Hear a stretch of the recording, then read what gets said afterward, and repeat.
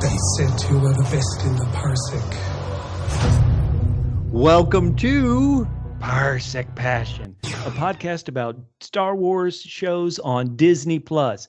My name's Bubba, and with me, as always, is the man, the myth, the mythosaur, Catfish. Catfish, we are here to talk about Mandalorian Season 3, Episode 4 of Season 3, also known as Chapter 20, The Foundling. Also known as Helmet On, Rational Decision Making Off.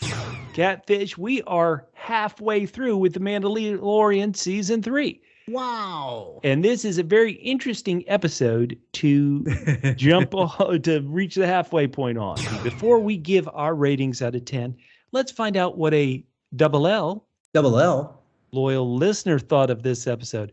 We have our great listener, podcast partner, because she's been a guest on a co-host on many of our podcasts. It's Holly at Holly Huntpants on Twitter, Catfish. Ooh, we like her. Holly wrote, "Loved, all caps, this episode. My heart is still pounding from all the excitement. Beskar must have an anti-helmet hair properties because I was shocked by how fantastic Bo's hair looked." And she's talking about when Bo took off her hair at the fire to eat. So that is wonderful. Thank you for that feedback, Holly. All right. Well, Bubba, we may be in the extreme minority again. Let's not hold off. What is your rating out of 10 for Chapter 20, The Foundling? Bubba, I am giving this 6 out of 10, what I like to call quintuple M's.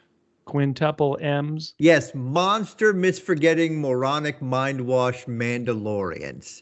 Bubba, this is my lowest rating ever. Whoa. Okay. And you can say that helmet on is a creed. That's fine. I totally believe you. Many people are helmet on.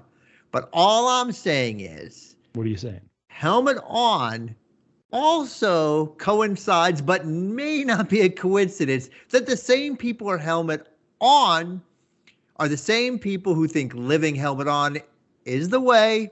They also believe in separating your party in times of danger so you can all take your helmets off. They also train like 5-year-old children at a birthday party playing Nerf laser tag for the first time and having a living situation that is patently perilous, for which they make absolutely no adjustments or reactions to. Being sitting ducks, this is the way. Wow, the lowest rating ever. This is the way. In addition to that, oh wow, we have the flashback to the saving of Grogu, which you would think, since it's here, it would be helping moving the story forward in some way. But somehow, Bubba, this piece feels evergreen, like they could have shoved it into any episode using any noise. It didn't have to be this. It's just tossed in the middle of this short so-so episode. Maybe they just toss it in here because they're like, you know what? We've only got 24 minutes. Let's do a flashback. Now, Bubba, some could argue that I should rate this episode higher since I have been pitching increasingly that this cult sucks. And the main purpose of this episode is clearly to illustrate how bad cults are when rational people such as Din and Bo-Katan can't see how dangerous they are. And specifically, this episode is how dumb these cult members are. Listen.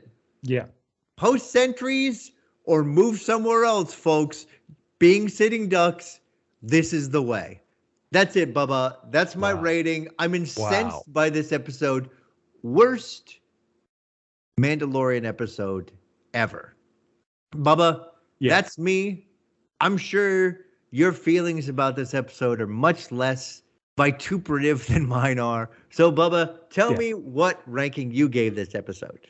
Well, before I get to my rating, apologies, listeners, I do have to do a bit of a preamble. Last week, I watched that episode and I loved it. And I said, normally I try not to see anybody else's opinion. And I went online and I was like, oh man, I love it. And everybody was like, oh, this stinks. I'm not feeling this. Where's Mando? Yada, yada. And like, I was like, what is going on? Yeah. And so I saw this episode and I thought, okay, I want to see what people online are saying. And some people are like, oh, that's pretty good. That's good. Oh man, it was great. Like, it was relatively positive. And Catfish, like you, I am going to go 6 double T's out of 10. No, double T's. Yeah. Wait, double T's? That's right. This is what I like to call Toro trouble. Now, if you flash back to season 1 of The Mandalorian, tying my current worst rating ever was the episode featuring the human being from Jersey on Tatooine, Toro Calican. And so there was some fun stuff in that episode. And actually, there's fun stuff in this episode. I'm going to try to focus on that. But there was just so much craziness in kind of headbanging stuff in this episode that I just couldn't get on board. Catfish, we are gonna celebrate all the ridiculousness of these stupid cultists in this podcast. But listeners, we are going to celebrate the good moments in this episode. And hey, if you love this episode, let us know. Convince us, because we can be convinced. But I'm gonna upset all the listeners, or half the listeners right now, by talking politics. We try to never talk politics on this show. We don't care if you're a member of the Whigs or if you're a member of the Tories. We don't care. But I'm going to talk politics right now. Here in the United States, we have these terrible acts of gun violence. And the thing that must drive everybody in the world crazy is like, there's always these violent gun acts in the United States. Why doesn't the United States government and people do anything? And we seem to be trapped because we can't get a portion of the people to agree with the solution to fight gun violence. So like nothing happens, and so gun violence happens all the time. Just to interject here, the problem is not the people, because about 80% of the people agree with some gun controls. It's just that many of the politicians are being, I don't want to say being bribed, but they are getting encouragement by gun organizations, financial encouragement to stop any changes. Right. So these terrible things keep happening. And in this episode, I'm like, okay, well, they're still by the lake. There can't be any more monsters in that lake like there were before. Turns out there are monsters, at least in a lake, maybe not that one, real close. Then similarly, let's just spoil it. A pterodactyl grabs this kid. And you're like, oh my God, this is terrible. Wasn't anybody watching out for this after the last monster attack? No, nobody was watching out. Then they're like, okay, we can't upset the animal or it'll kill the kid. And then I'm like, okay, all right, I guess I work that. And then later on in the episode, they say, yeah, we can't upset the monster because it'll kill the kid, because we've had this happen before and it did kill him. The most mind-boggling, I'm sorry, of all that, the most mind-boggling is Pat Fischel says, it always gets away. Wait a second. This happens all the time. You're not watching. No sentries posted. You're horsing around, shooting at the water. You're shooting at the rocks.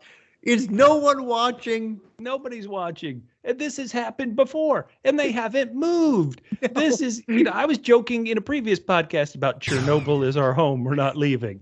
Well, somebody else, died of radiation poisoning, but we're not leaving. I mean, come on, Cult. Cult, you behave so ridiculous in this episode. So once again, we're going to celebrate this ridiculousness. We're tough on this episode. Once again, we're tough, but we're going to be tough and silly. And once again, here, I've talked enough negative. Let me talk about some positives. Bring it. And even in the negative, I think there's some positive. The fact that monster didn't kill this kid, don't get me started. But the fact when suddenly the monster was barfing up the Ragnar, I was like, what the hell? This is crazy. And then when Paz Vizsla flew into his mouth, I'll stop him. He ate my kid. Now I'll go into his mouth to replace my kid. I mean, it was fun and crazy and shocking. Wait, Bubba, though, was the monster flying around all night for some reason before delivering the kid to his babies, his or her babies? What the heck? And let me ask you this: if the monster had spit out Ragnar, and in that process of spitting out, his helmet had come off, do you think they would have kicked Ragnar to the curb? Absolutely, they would. There's no excuses. The helmet off has there's zero caveats to helmet off. It is helmet off. I don't care if there's someone dangerous around. You go in that corner, you eat when you could have estimated, or maybe they pass it around. Hey, I'm done. Oh, I'm done too. I'm done. Okay, we can come back to the fire. Oh, my goodness gracious. Now, listeners, hey. Yeah. Who cares what we think? If you love this episode, once again, do Tell not me why. unsubscribe. Yeah, tell us Please why. write to us. We live on your feedback, and you can reach out to us on all social media platforms at PHQ. That means if you're on Facebook, just go to facebook.com/PHQ. If you're on Twitter, at PHQ, Instagram, at PHQ, Hive, at PHQ. If you're on YouTube, to reach out, all you got to do is go down in those comments and say, these two buffoons don't know what they're talking about. Obviously, a pterodactyl is going to keep its dinner marinating in its beak for 2 days before it feeds its hungry kids. If you're listening on iHeartRadio, just yell back at the radio. Hey, so at PHQ, and let's dive in. Since we've already dove in, let's dive into the episode discussion, Catfish. Now, we are with this cult, and I've never really liked the cult. I guess I can like the people in the cult, and I can see that having a sense of community is good, but seeing them train, and some of this training seemed really dangerous. You know, you're like, wait a minute, what are you guys doing? Somebody could get injured in this. I know there's Beskar, but some of it's dangerous. There's crossfire, but some of it's also some ridiculous wrestling. It's just a hodgepodge of activity with no one in charge of it. It's almost like I said, it's like a kid's party. They just handed them the Nerf guns and they said, just go out there and go crazy. Do whatever you want.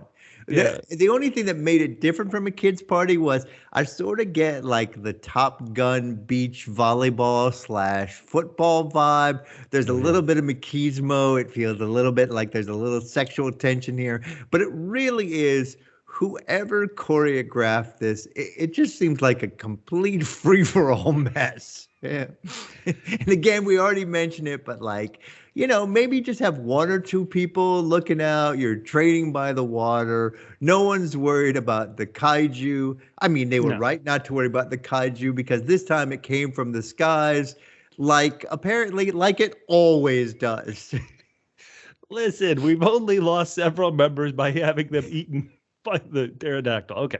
Well, I think there's I found it. I did have a good reason that I'll share later why maybe it's okay that some people are getting picked off. Oh, okay.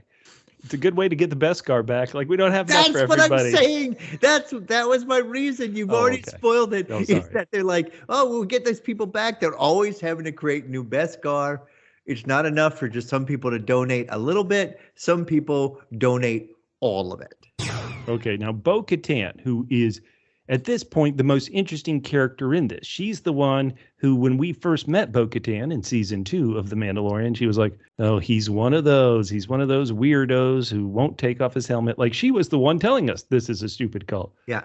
But now, because of broken faith, she's watching it. And I do think in a lot of ways, she is the most interesting character in this bit.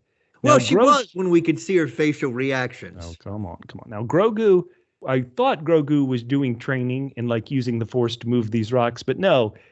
Catfish, what was it? He was playing with the rocks. The rocks lobster. Down.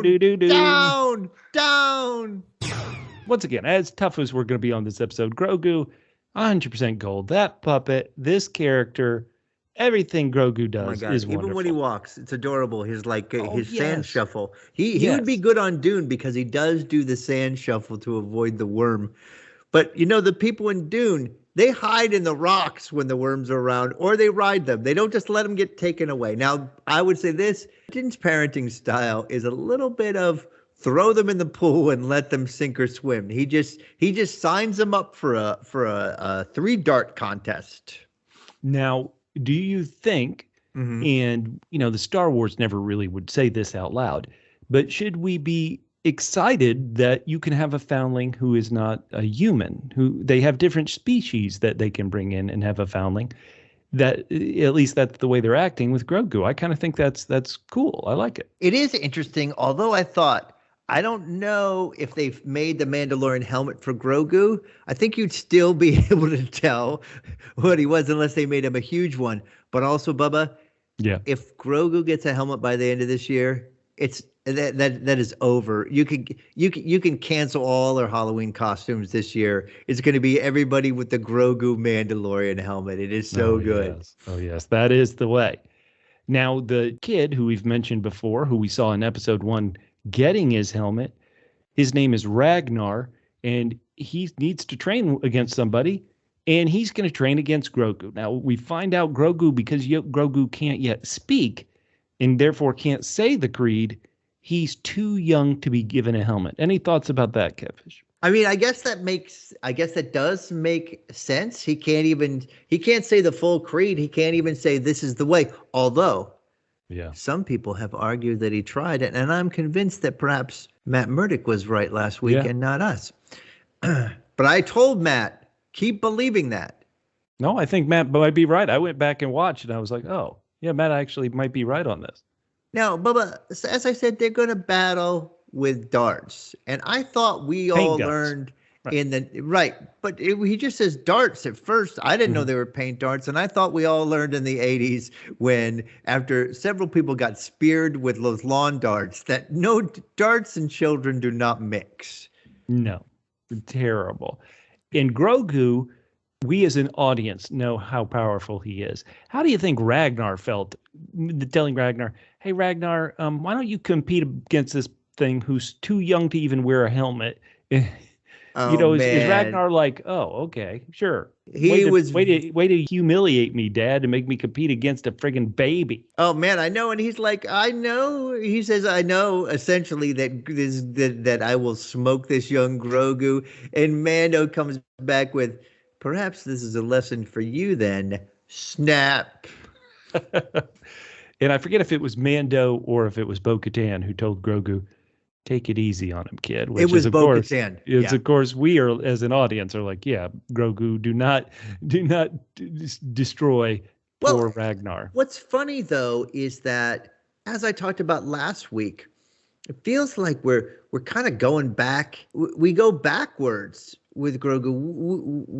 One of the first things we saw was have him deal with this huge monster. And since then, he's only done small things. He couldn't open the cage. 2 weeks ago. And today all we saw him was slightly moving the rocks. And maybe they weren't even moving. Maybe he wasn't even moving them. They were rock lobsters. Maybe they were moving themselves. So it's like he's not showing as much as he has in the past. So I believe that gives us the point to feel like, okay, I think Grogu is going to end up well out of this, but who knows? Right. Now, I've seen people online argue that Grogu, because of Order 66, and we'll talk about that section coming up, because of Order 66, Grogu has trauma and he's afraid. And so that's why he doesn't show the Force too much. Maybe because there's so many people on this beach here, he doesn't want to show the Force unless he really needs to win. Because in the first two, I guess, rounds of the dart tournament, Grogu doesn't do anything but just stands there and takes it right in the chest. Yeah, he sure does. He doesn't mind a mess. Now, I'll just go back and say, even when he's been alone, like trying to save Mando a couple weeks ago, he still didn't have enough power. So, but I do take your point. I think it's smart. And maybe that's what although it was extended, that's not really the lesson I got from the flashback, that was what was kind of guiding him. But nonetheless, it was great to see him do his little flip and then go pew, pew, pew. Could Ragnar in the first round have just shot all three paintballs at Grogu and won? I mean, so round one, Ragnar only shoots one. It hits Grogu. Right. Round two, he only shoots one. It hits Grogu. Round three, Grogu fires all three and they hit Ragnar. And then it's like, okay, it's over. And Ragnar's like, wait, he gets to shoot three in one round and I only get to shoot one? What's going on here? Regardless of whether Grogu was cheating or not, I think the main lesson here is that not to be a sore loser, to congratulate your friend. Yeah. Don't be a sore loser and walk away, because you might get took up if you walk away. Dad, way to look after your kid. I mean, this is crazy. As soon as I saw this thing, I said, this is our monster of the week. We've had a lot of monsters this season. This is our latest monster. And I just wrote in the show notes, I wrote, this damn covert is not prepared for anything on this planet. I mean, come on. No, and then I love how when they're, I could repeat a lot of the stuff I've said already, but let's focus on something here. Okay, if you're going to train and not have any sentries, if you're going to hang out by the beach and you know that this thing comes by, you know what? Maybe let's build an extra big jetpack so we can keep chasing this because, and I quote again, it always gets away. All right? Do something. Make an extra big backpack, something. Have people up on the cliffs and have them blow a noise. Have them jet toward, blow a sound, and then jet towards you, everybody in the cave. That's all I ask. No, come on. We need to train. Everybody needs to train. Somebody free for all. Somebody watching for a monster is not training. I'm surprised there weren't some people doing maybe arm wrestling contests, maybe some slap fights. There was everything in there. Beating each other with sticks. It should have been a Rochambeau contest. Yes. Okay, so, once again, we're being really silly on this, but these Mandalorians are not, I guess if something terrible happens, they're prepared for after the terrible thing happens, but to prevent the terrible thing, not so much. I did, as ridiculous as it is, I did actually like the jetpacks, not being just running out of juice. I did kind of think, oh, that naturally makes sense. Is this thing just going to go on forever? And then, Bubba, they all got to walk home. Oh, yeah, that is brutal. But how about this? Get picked off again as they're walking home. Bo-Katan chased after. Bo-Katan was the smart one. She's like, I'm going to go get my ship. I'm going to chase after this pterodactyl, this hideous monster. Why didn't Bo-Katan rescue the kid? Did she, did the monster take it to the nest? And then Bo-Katan's like, okay, he's just chilling in the nest. I guess it's good to go back and get the others. Come on. How about it's in the nest, then fire a blast or something to knock the monster away so you can go get it. Just we don't understand. We're not from this planet. What did you think of Bo-Katan's plan? I mean, Bubba, I came up with a couple reasons. Okay. First, she needed to get the lay of the land, and maybe there's more of those creatures. That doesn't make sense to me. But the real reason is because we need the rest of this episode to save this double M single J. Wait, double M single J? Yeah, Mopey Moperson Jr. Be kind to Ragnar. Come on, he got put in a monster's beak for a freaking day. Okay, he's a sore loser. A rescue party is formed.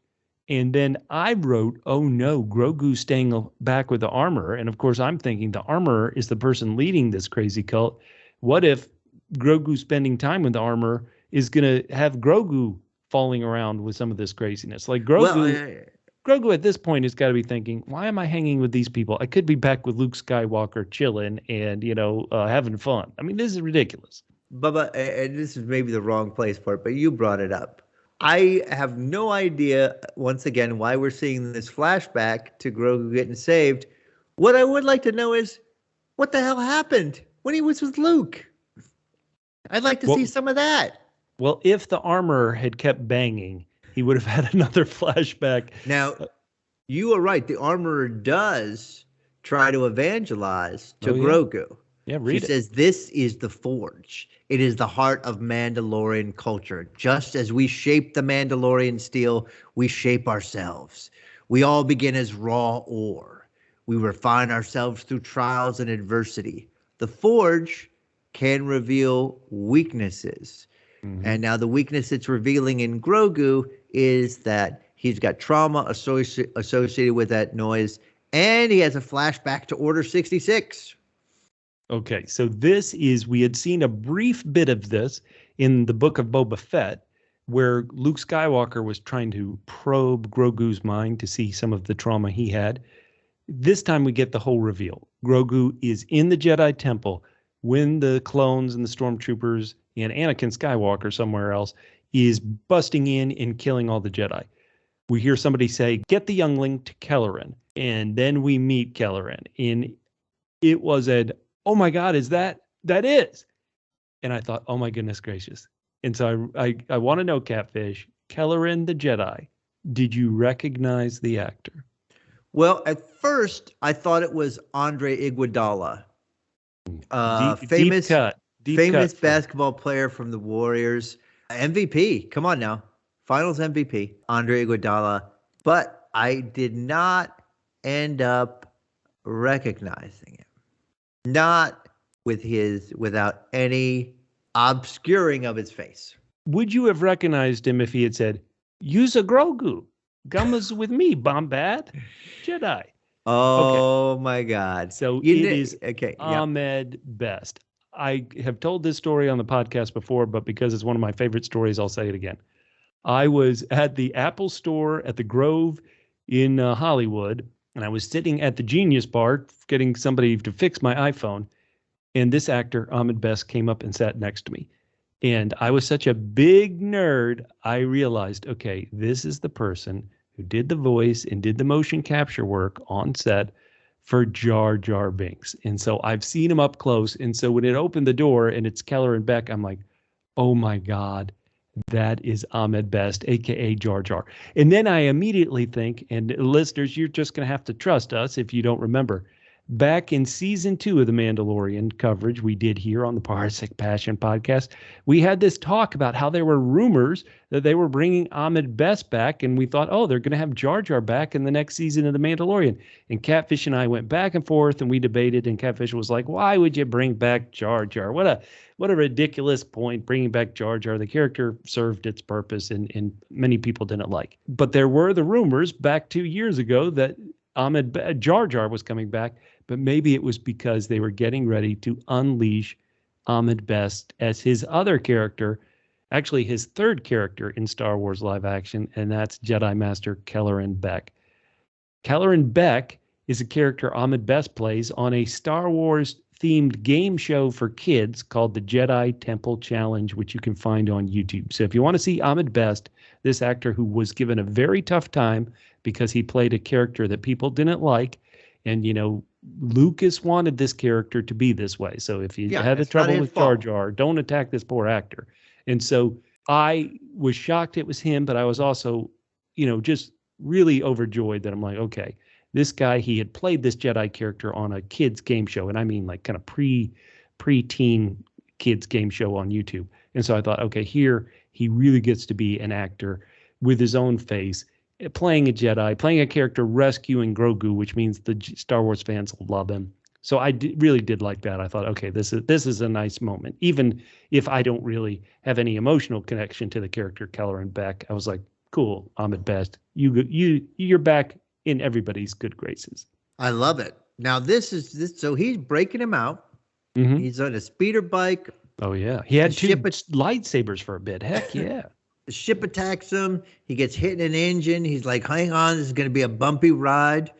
Bubba, what did you think about this? I thought this action scene was good. Now, we're going to talk about later how this episode is directed by Carl Weathers, a.k.a. Grief Garga himself. And he has directed one episode every season of The Mandalorian. And back in season 2, he directed what I thought was a great episode where he, Cara Dune, and the Blue Mithril were in a transport being attacked by stormtroopers on speeder bikes and then later TIE fighters. And I thought that was a great chase. I thought this chase was just okay. I did like the fact that this Jedi is so confident. He's like, yeah, let me drive the wrong way down this subway tunnel. Let's see what happens. Good work, Jar Jar. Excuse me, Jedi Master Kelleran Beck. And so I thought it was good. I didn't think it was great. I did love that it actually went by the plaza that we just saw last week. That, you know, he comes up out of the subway and he's at the plaza we were at last week. But otherwise, just okay. I think Carl Weathers has directed better action sequences. What did you think? Well, Bubba, I mean, I know that you have some individual concerns about this whole flashback, but my question to you is something I brought up already, and I'm willing to take any answer. Why are we seeing this now? What is the reason for placing this in the show, especially in this episode? In a normal type of show, I would think you would have this type of scene here because it's going to tie into the end of the season. I'm hesitant to say that's definitely going to happen on The Mandalorian because this season is just a bit odd at this point, at the halfway point. In the first season, by the halfway point, where were we? We knew that Din Djarin, the Mandalorian, had rescued this child and he had fallen out with the Bounty Hunters Guild.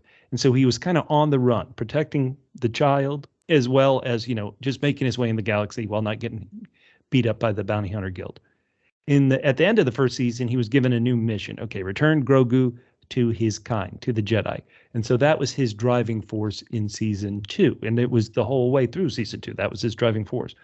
Here we are in season 3. We thought his driving force was to be, okay, I need to get redeemed in the eyes of the tribe. I need to make myself good.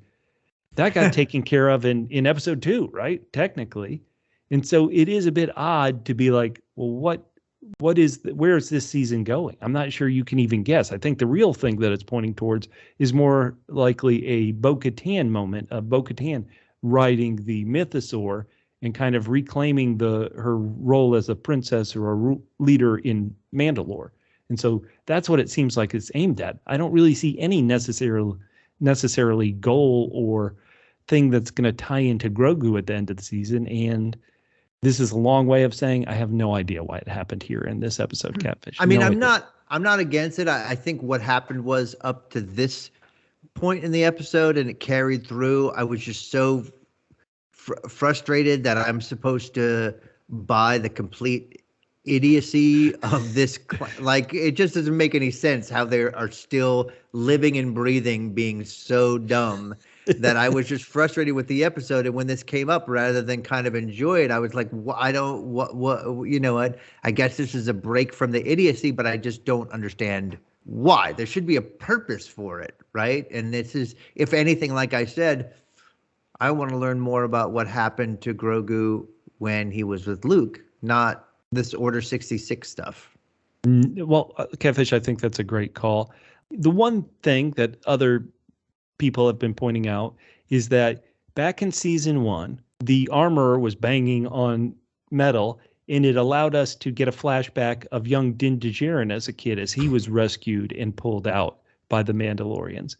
Listeners, why do you think they introduced this here? I think it was a good scene, but as to why specifically it came now, I couldn't tell you. I do want to point out just one more thing, that you watch the scene, and as a Star Wars deep cut, you're like, is this what I think I'm seeing? Jedi Master Kelleran Beck and Grogu, they escape. They get to this landing platform where there's this ship. This ship looks identical to Padme, Queen Amidala's ship in Revenge of the Sith. Like, this is the ship she flies in for the rest of her life. And she flies in later in that movie. And so as you're watching it, you're thinking, is this the exact same ship? Now, the way Revenge of the Sith works, if there was the massacre at Order 66, Padme was at her apartment for a while on Coruscant. She didn't fly anywhere. But later, after she talked to Obi-Wan, she did go get in her ship, which looked just like this ship, and flew to Mustafar, where, spoiler alert, Anakin killed her. So what's interesting is this the same ship? It theoretically could be. Grogu and Jedi Master Kelleran Beck could fly somewhere and then tell somebody, hey, return this ship back to Coruscant, to Queen Amidala. She deserves it. The more pressing concern is Kelleran Beck flies up to this landing platform. There are these 4 guards. The audio description on the episode describes them as 5 Royal Naboo guards, while the credits at the end calls one of them a Senate guard. Either way, they're like, go get on the ship. I kind of felt bad for these 5 guards as the stormtroopers come out and start blasting them. They don't get to go on the ship. You get on the ship. We're going to stay here and be cannon fodder. They should have been described in the credits and in the subtitles as 5 poor saps. Poor sap number 1, poor sap number 2. Well, they helped Grogu escape. They will be memorialized in the canon for being true heroes. Saving a youngling is the greatest thing you could do, Catfish. There you go. It all comes together. So maybe that's why we're seeing it. It's the parallel of Grogu being saved, and then later we're going to see Ragnar being saved. No, not just Ragnar. Oh, yeah, that's true. Well, no spoil. Well, let's get to it. Grogu exits his flashback to get a new rondelle. He's getting, like, this Grogu is got, I mean, yes, he's 50 years old, maybe at this point, 51, 52, 53, whatever. But he has got bling, Catfish. He has got the Beskar goodies, man. He should take off that stupid outerwear and let everybody see what he's rocking underneath. Well, I know. Yeah. Maybe he just likes to, like you say, he likes to keep everything sub rosa. So you fire your next dart at him, and he's like, a piece of paper. Somebody threw a piece of paper on top of me. He's nothing. And this is where I realized it's okay to sacrifice others as long as you can get their Beskar back because they're always in need of more Beskar. I mean, at least for Grogu, we assume, having seen Yoda much older, that we assume Grogu's not going to grow too much. Right. But Ragnar's going to grow. They're going to need extra for him. Ragnar's not going to grow. The rescue party is actually willing to make a fire and make a camp for the night. They're like, yeah, we'll rescue him tomorrow. What?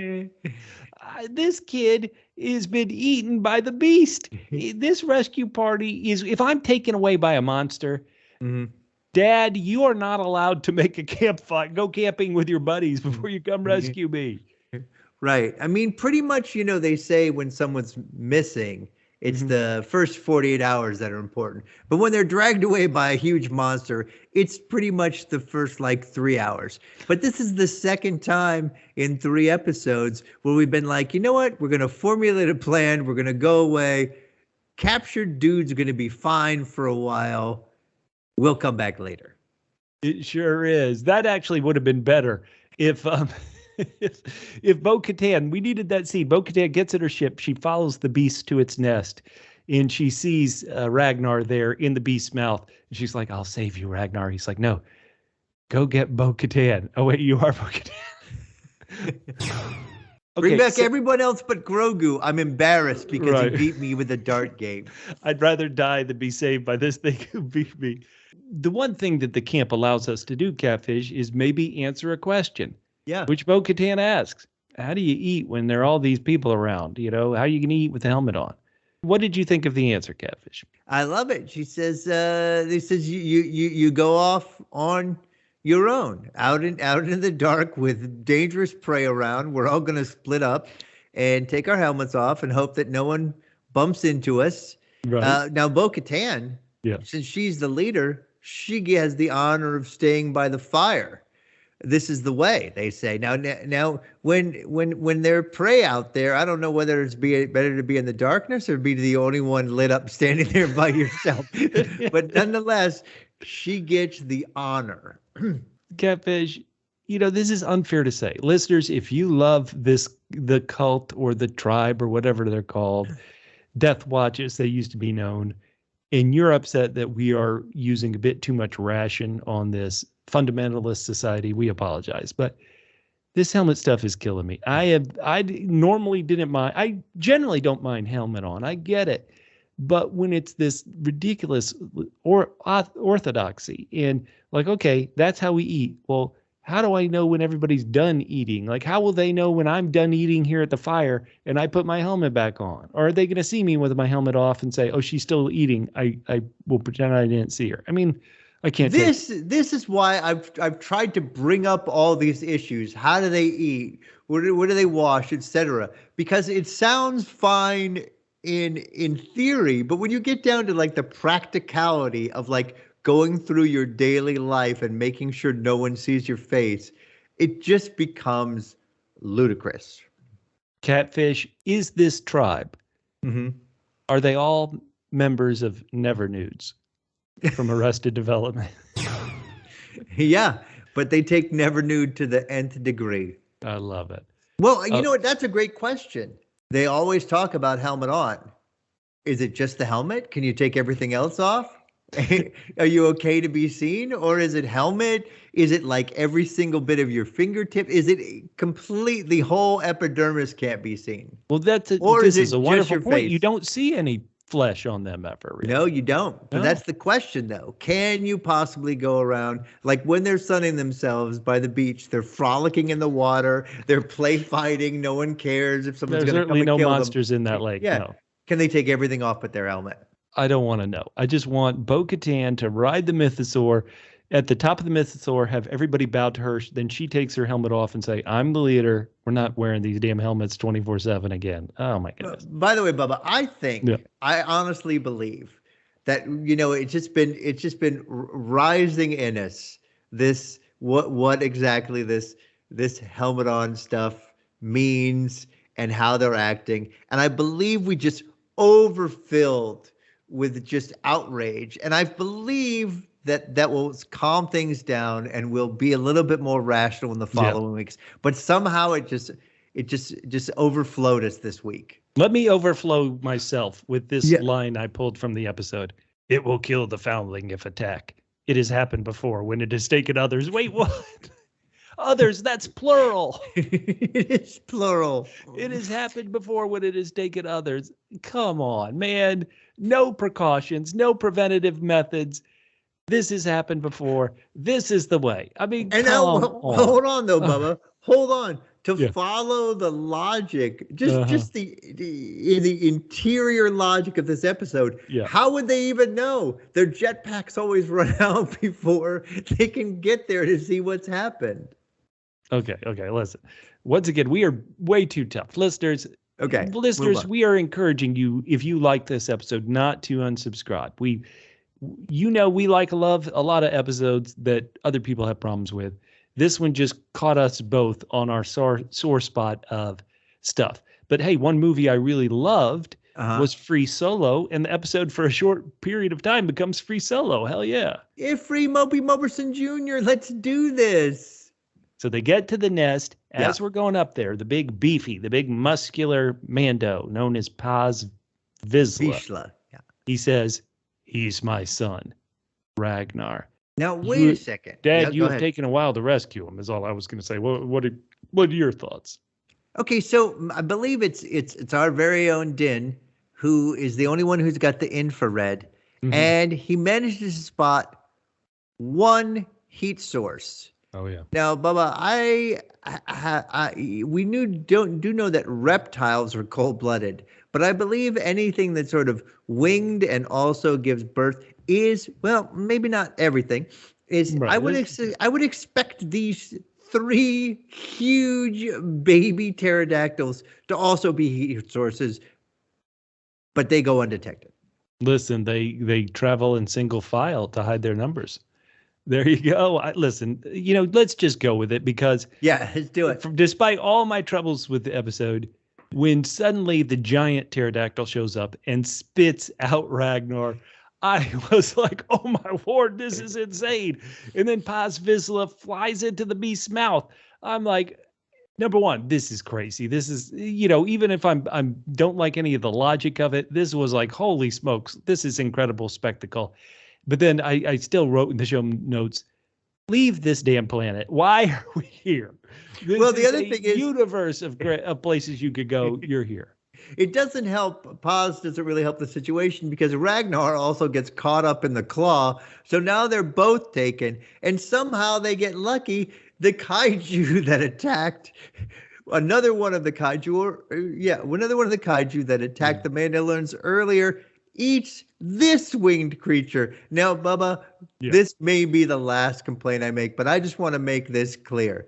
Okay. For anyone who has been watching this show, clearly understands that there is a food chain on this planet and the cultist Mandalorians are at the bottom of the food chain. Now, I don't know whether this has anything to do with them being unable to clap correctly as they clap incorrectly when everyone's brought home safely, but I wouldn't rule it out, Bubba. These guys, they are the lowest on the food chain. Armor, I have a question.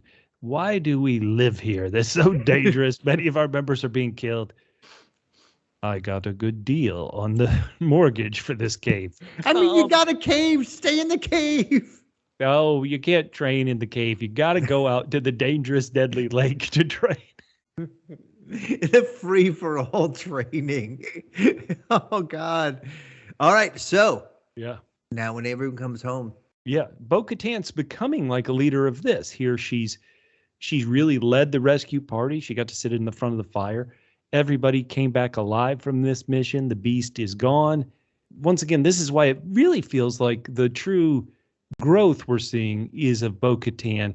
And it may not be good growth that she's getting in with this cult, but she's moving on up, for lack of a better word. And she's done the highest honor of the creed. She saved a foundling. And not only that, someone else says, actually, there's 3 more foundlings. Yep. They're not going to raise. They're going to raise these birds. First of all, I don't know how they're going to feed them unless they're going to feed themselves. they might have to sacrifice some of themselves because these babies are going to be huge. I can't even imagine how much Beskar it's going to take for these 3 foundlings honor. Well, you know what? Maybe they won't get any well, Grogu is getting Beskar even though he can't say the creed. I imagine these foundlings can't see the creed either, but also they're going to eat just a lot more of these Mandalorians. Well, Catfish, how about this? What if the idea is that, is it okay to take foundlings when it was you're kind of to blame for them being orphaned? Well, I guess like they kind of led to the mother's death. And so it's like, okay, I found some foundlings by getting their mother killed. Like, could you get a bunch of kids like, oh, I mean, I got a foundling is a foundling. You got to raise them. Yeah, you got to raise them. You got to raise them.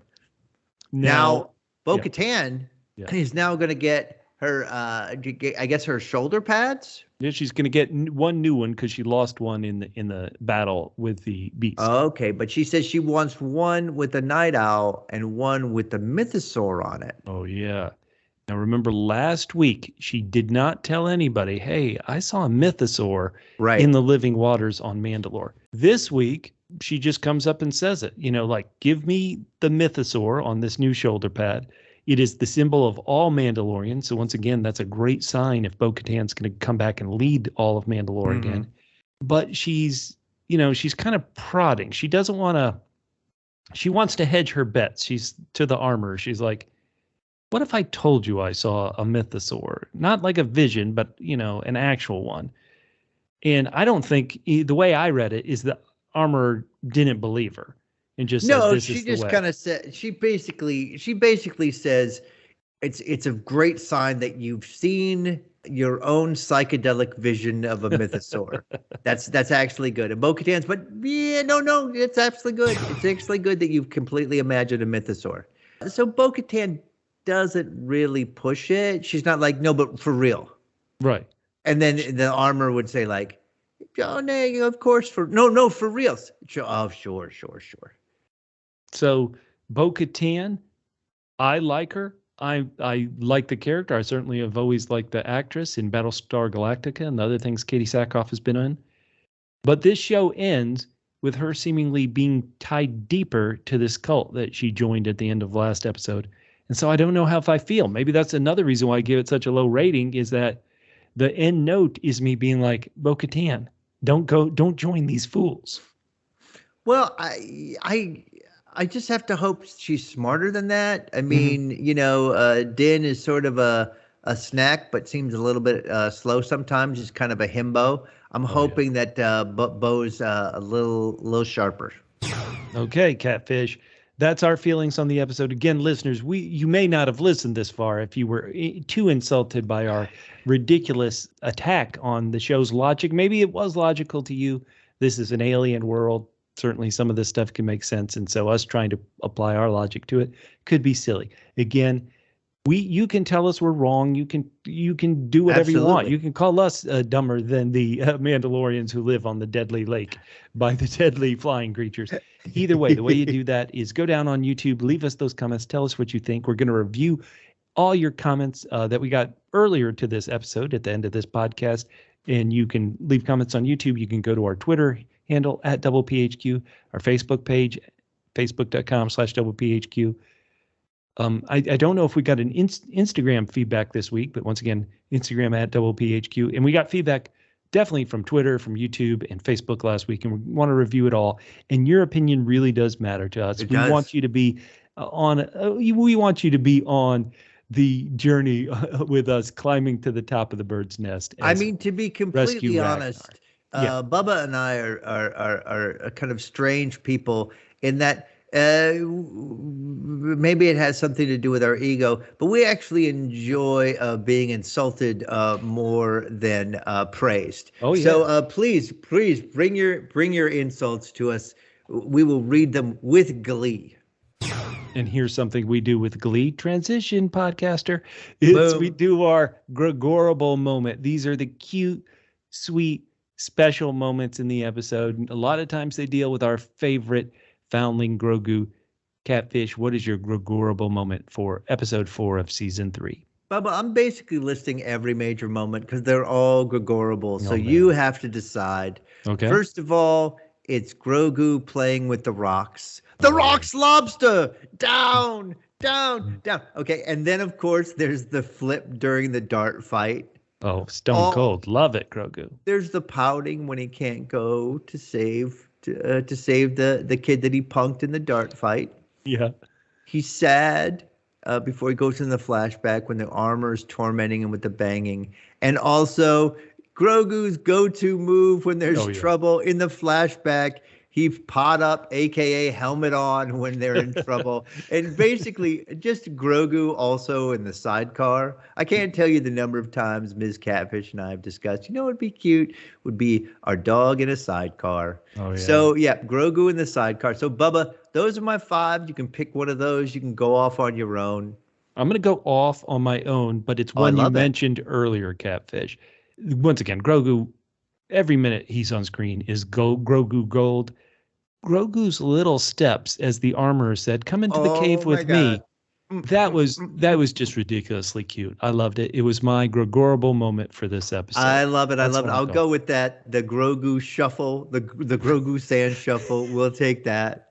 All right, Bubba. Now I've got a couple Mandalicious lines of the episode. Okay. One in each category. One funny, one badass. The funny one is not said by Grogu, but by Paz Vizsla or Mando. By Paz Vizsla when he says, "It always gets away." It's just so jaw-dropping. It always gets away, and yet we never do anything different. It's just as what happens. It always gets away. It's Groundhog Day. The other line is the badass one. When Ragnar is looking at Grogu and he's like, "I know Grogu's too young to fight," and Mando says, "Perhaps this lesson is for you then." Boom. All right, Bubba, you want one of those or you want to go off the board again? In this case, I am going to go on the board. I'm so tempted to choose the funny one because it is a funny if you think about it, but I'm instead going to go with Mando's very, Pedro Pascal, who we really don't think was in the suit at all in any of these first 4 episodes. His line delivery of "perhaps this lesson is for you then," I think it's actually a great reading, a great delivery. And so Absolutely. That badass Mando line is my Mandalicious line of episode 4. All right, great. We've only got a few more things before we go to your feedback. First is our grief beef of the episode. Oh, man. Bubba, for mine, I've repeated it ad nauseum. Move somewhere else or put up sentries. That's it. My grief beef is the complete lack of self-preservation by these cultists. What about you, Bubba? No, Catfish, you are exactly right. Like I was like, okay, I'm not really feeling this episode, but I probably would have gone 7 out of 10 until this specific line. "It will kill the Foundling if attacked. It has happened before when it has taken others." Like that line might be my grief beef. It might replace anything Toro Calican said as my grief beef of this show. That is one like, hey, wait, what now? Come on. Oh, man. All right. Well, then we're going to go the complete opposite. Oh, yeah. Our good grief of the episode. My good grief was that this episode was directed by Carl Weathers. Yeah, I don't blame him at all for some of these lines in the script. I think in the 3 episodes he's done of The Mandalorian, I think they've all been really, really good. I do think the chase in his episode from season 2 was a better chase than this one, but I don't blame him at all. And the action, my good grief, is the action of all the Mandalorians attacking the what I keep calling the pterodactyl. I thought that was good action, even if I didn't necessarily love how we got to that point. I did think it was a good action beat and strong. So that's my good grief. So what you're saying is their completely haphazard training came into good use. I love it. All right, Bubba. Now we have it. The Bounty Hunter Guild battle. Who wins the puck? All right. And this week's has been brought up by me, and whenever I bring up a Bounty Hunter Guild battle, it's going to be a serious discussion.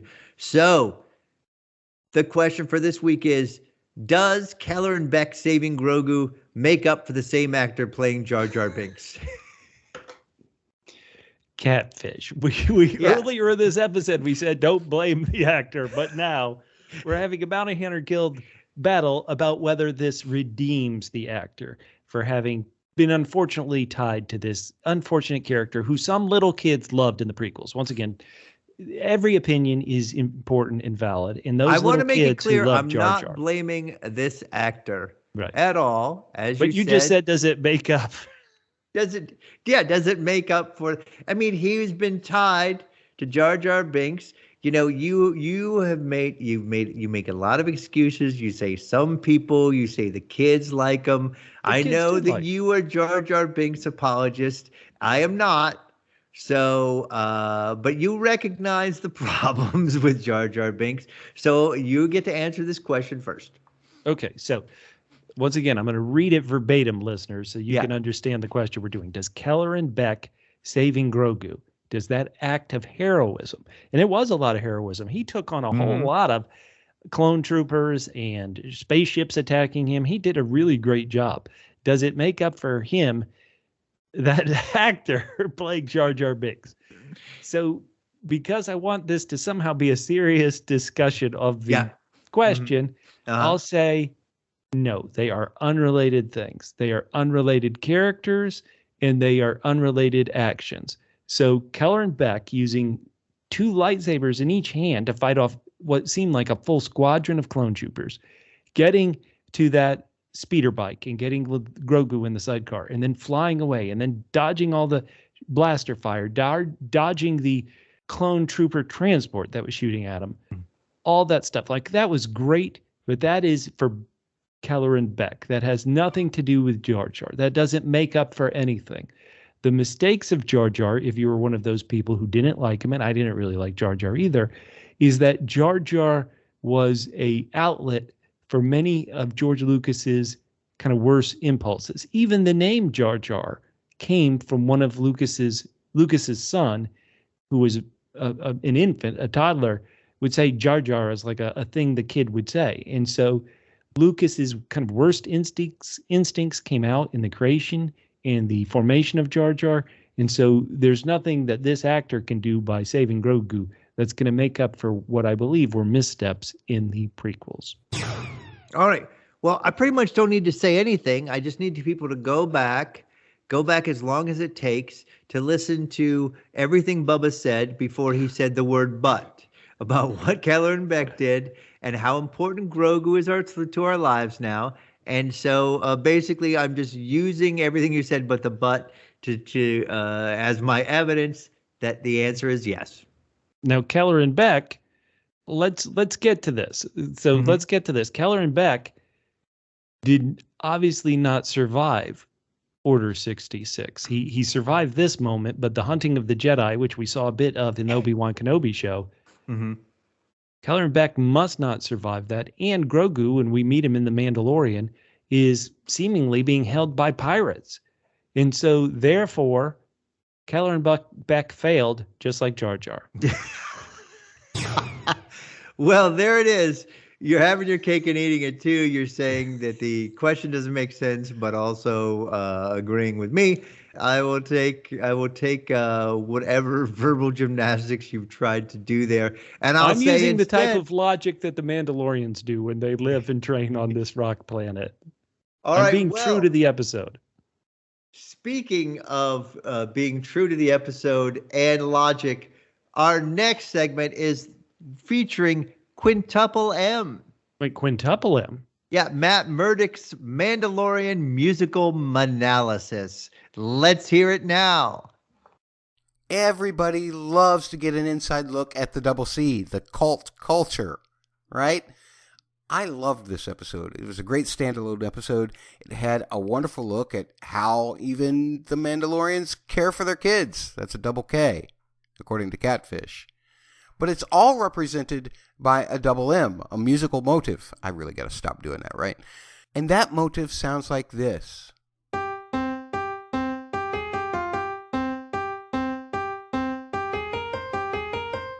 Now, that motive is based on a minor type of scale, but it's actually a mixture of several different types of minor scales in order to produce complex harmonies, some of which are major and sound happier, and some of which will go to the exact note that a major chord wouldn't fit.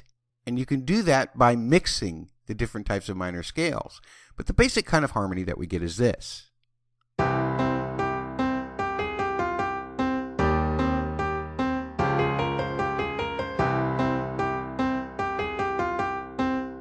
And once again, this is based on the mode of different minor scales, and by changing those modes out, we are able to create those different kinds of harmonies. What I mean by mode? Well, a mode is based on a scale, either major or minor, and starting on a note that is different than the root or the thing that sounds like it's home. You build the harmonies from that by just stacking up every other note from where you started. And in this particular case, we are building from the fifth step to the fifth step and building the harmonies from there.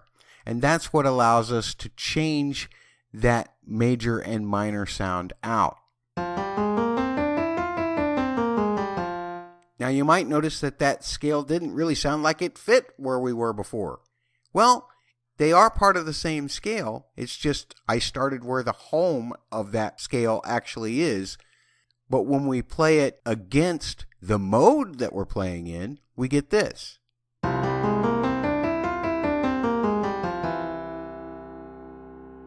And that sounds a little more like what we were dealing with.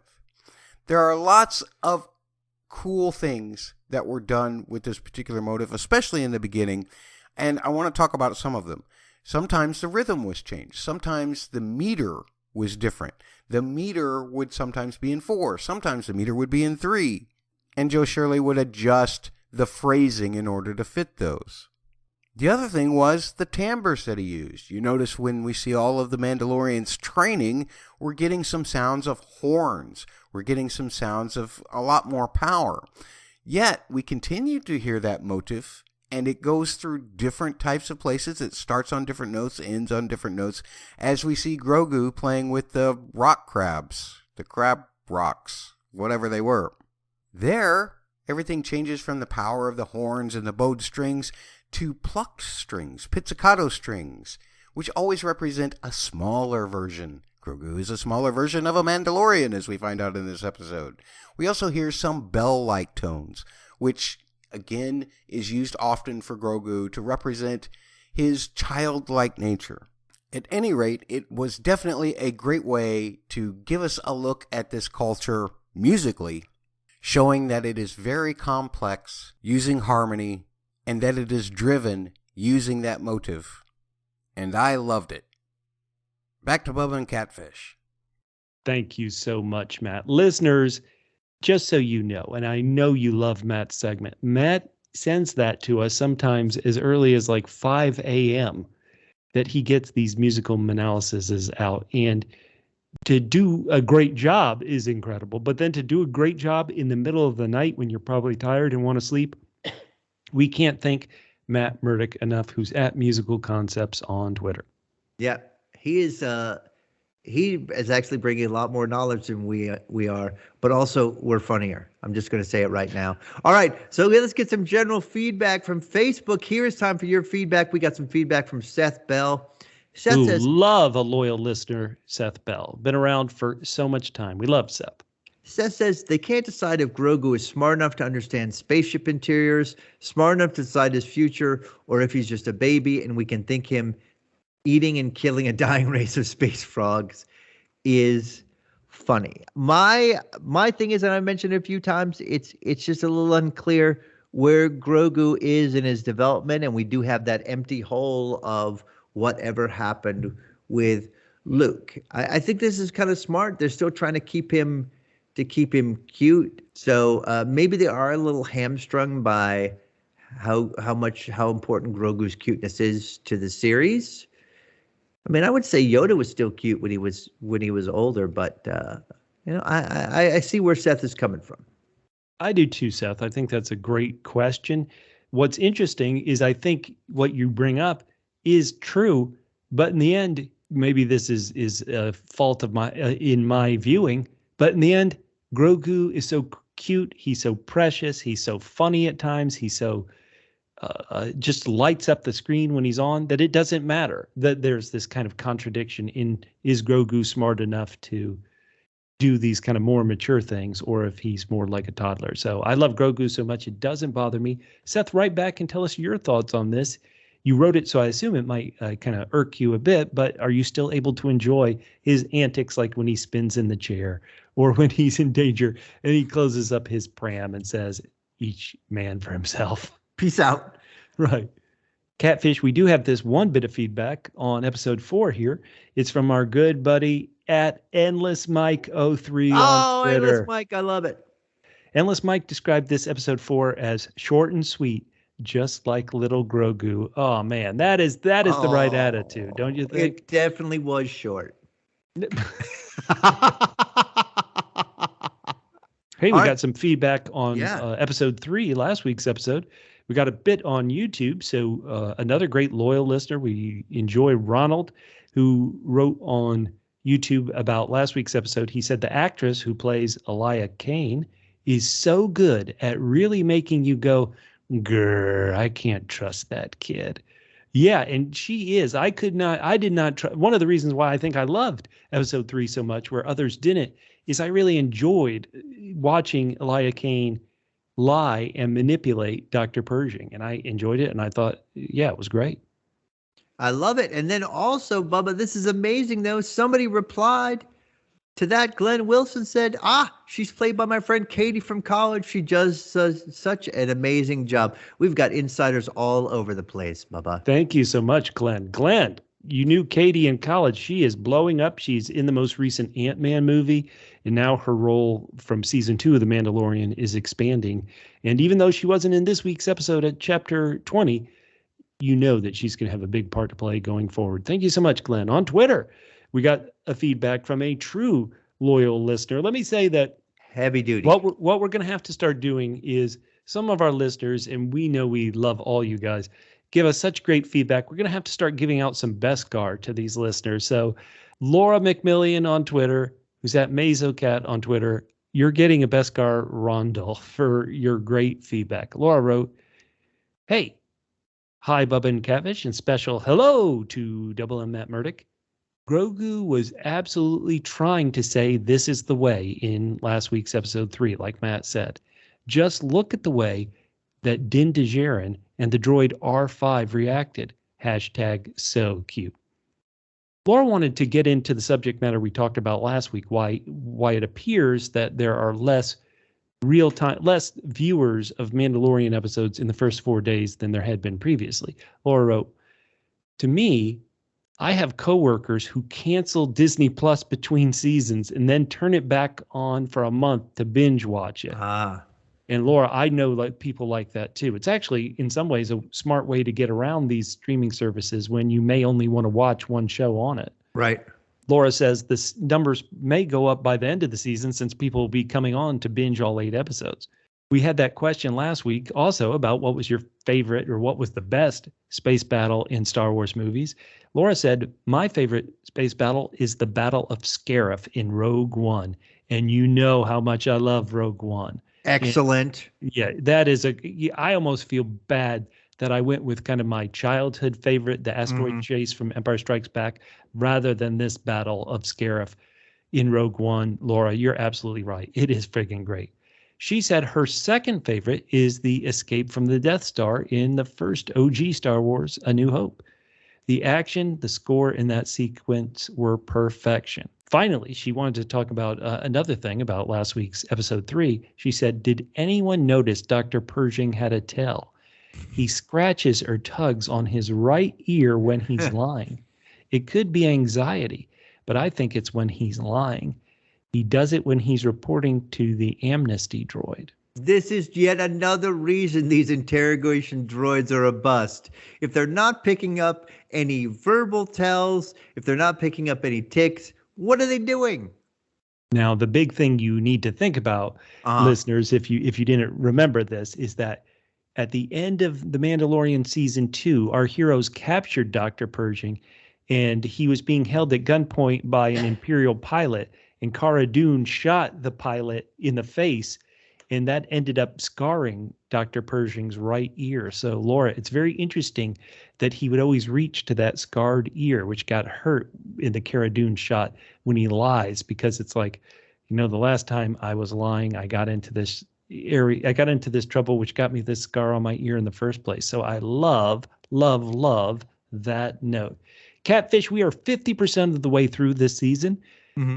Any thoughts? And earlier I said I don't have any, so I'll go ahead and say that now. Any thoughts of where we see Mando and Grogu going for the rest of this season? I mean, I agreed with you today, and also earlier we were talking about this, that this feels like this is sort of a Bo-Katan sort of coming into her own and gathering the Mandalorians together.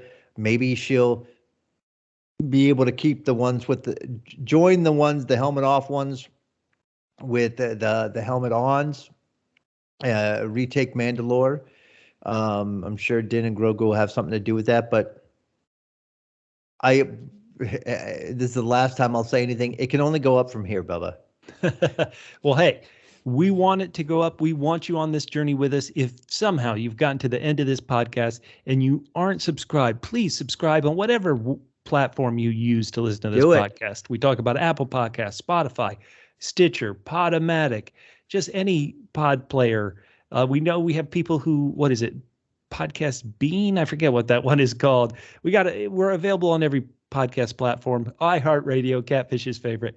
If you are on YouTube, please subscribe to the YouTube channel. We want you on this journey with us. We got some great fun shows we're going to be covering coming up once The Mandalorian is finished. And we want you to be a Double L loyal listener. For everybody here, my name is Bubba. You can find me on Twitter at FitandTrim. That's FITTENTRIM, at FitandTrim on Twitter. And I am Catfish. You can hit me up at CJGman67 on Twitter. And boy, we are certainly ready for a new episode. So we will talk to you next week on Parsec. Wait a minute. You know what? Let's go outside to finish the podcast. We don't need to do it here in this cave. Let's do the podcast here by the lake. Parsec for sale. Nice cave. Beachfront property. No predators. As long as you don't attack them, they won't eat your friends.